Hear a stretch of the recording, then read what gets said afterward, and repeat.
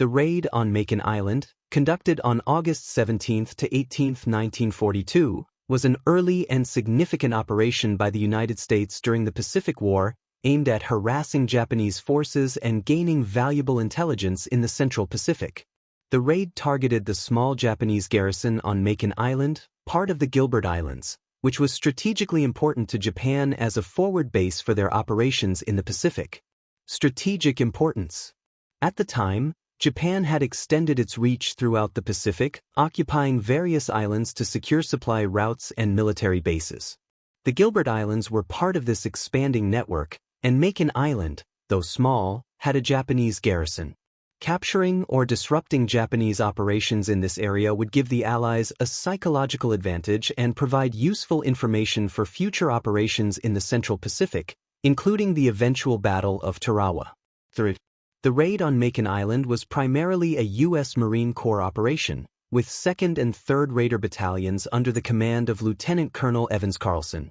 The force consisted of approximately 200 men, who were tasked with landing on Makin Island, destroying Japanese installations, and gathering intelligence. The operation was also intended to demonstrate the growing Allied presence in the Pacific and to bolster morale after the earlier setbacks in the war.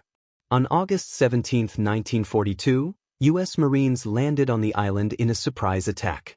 The raid was intended to be swift, but the Marines encountered fierce resistance from the Japanese garrison, which was about 500 strong.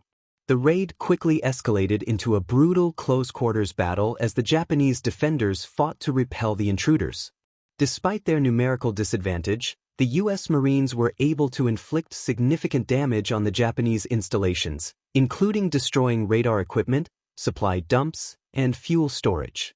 However, the raid did not go as smoothly as planned. Some of the Marines were killed or wounded, and a number of others were taken as prisoners by the Japanese, who launched a counterattack after the Marines had completed their objectives. Aftermath and significance. The raid on Makin Island ended with the withdrawal of U.S. forces after one day of fighting, and while it inflicted some damage on the Japanese garrison, it was not a decisive victory. The raid did, however, demonstrate the growing strength and reach of the U.S. military in the Pacific. Strategically, the raid had mixed results.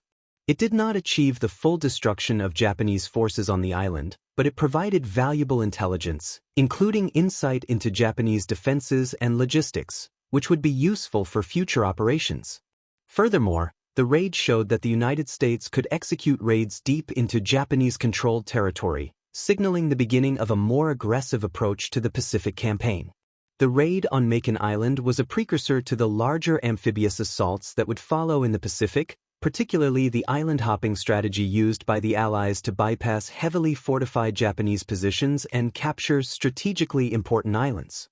While the raid itself was not a major victory, it played an important role in shaping U.S. operations in the Pacific and demonstrated the Marines' ability to carry out rapid, effective operations against Japanese positions.